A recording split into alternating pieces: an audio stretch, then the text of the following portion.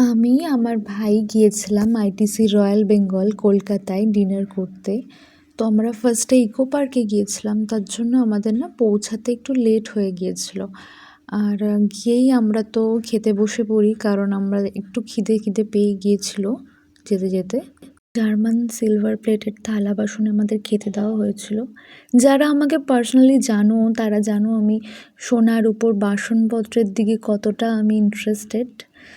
তো খাবারগুলো ভালো ছিল, সবথেকে ভালো ছিল হচ্ছে আমার ভাইয়ের কাছে লেগেছে রায়তা আর পনির পনির বাটার মশালা কিছু একটা ছিল। আর আইটিসি রয়্যাল বেঙ্গলের মধ্যে বেশ কিছু রেস্টুরেন্ট আছে আনলিমিটেড বাফেটের জন্য। যেটা সবথেকে বিখ্যাত সেটা হচ্ছে গ্র্যান্ড মার্কেট প্যাভিলিয়ন। তো সেখানে আমরা যাইনি, কারণ আমার ফ্যামিলি হচ্ছে পুরো ভেজ, পিওর ভেজ। তো আমরা একটা থালির অপশান নিয়েছিলাম। আমরা চলে গিয়েছিলাম রয়্যাল ভেগাতে, যেটা ভেজিটেরিয়ান পিপলদের জন্য খুবই ভালো, যেখানে অনিয়ন গার্লিক ছাড়া পাওয়া যায় খাবার দাবার।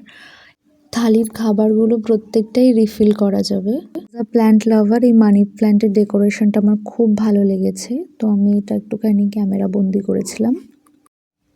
যারা ওয়াকিং কাস্টমার তাদের জন্য ওখানে আছে দার্জিলিং লঞ্চ ফর ইটালিয়ান ওটিমো, যেটা কি একদম ইটালিয়ান খাবার দাবারের উপর বেশি ফোকাস করে।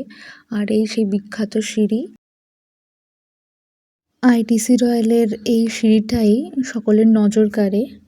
দার্জিলিং লঞ্চে যাওয়ার জন্য আগে থেকে বুক করে যেতে হয় না, কিন্তু যদি কোনো বুফেটে অথবা কোনো থালির জন্য যাওয়া হয় তাহলে টেবিল বুক করেই যেতে হয় আগে থেকে, এটাই প্রসেস ওখানকার। আর আগে থেকে প্রত্যেক দিন মেনু প্রাইস সেম থাকে না, উইকডেজে একটু কম থাকে।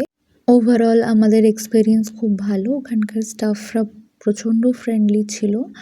আর আমাদের দুজনেরই খুব ভালো লেগেছে ওখানে গিয়ে।